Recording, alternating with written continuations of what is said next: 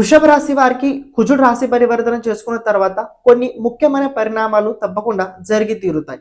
ఒక విషయం తెలుసుకోండి, కుజుడికి ఈ అష్టమ స్థాన పరివర్తన యోగం ఏదైతే ఉందో ఇది అంత అనుకూలంగా లేదు. ప్రత్యేకంగా ఎవరికైతే హెల్త్ కి సంబంధించి ప్రాబ్లమ్స్ ముందు నుంచి నడుస్తున్నాయో తప్పకుండా రాబోయే రోజుల్లో కొన్ని విషయాల లోపల హెల్త్ కి సంబంధించి ప్రాబ్లమ్స్ ఇంకా పెరిగే అవకాశాలు కనపడుతున్నాయి.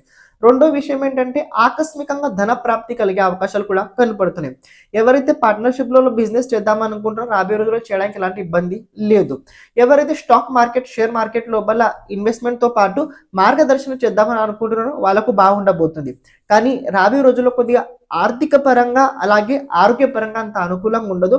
ఆరోగ్యం లోపల ప్రత్యేకంగా ఏంటంటే రోడ్డు పైన వెళ్ళేటప్పుడు వచ్చినప్పుడు జాగ్రత్తగా చిన్న చిన్న దెబ్బలు తగిలే అవకాశాలు ఉంటుంటే అష్టమ స్థానంలో కుజుడు కనుక గోచరం ఉన్నట్లయితే బై బర్త్ కూడా ఉన్నట్లయితే ఆపరేషన్స్ కావచ్చు, సర్జరీ కావచ్చు అయ్యే అవకాశాలు ఉంటాయి ఒకవేళ మీ జాతకంలో అలాంటి స్థితిగతులు ఉన్నట్లయితే.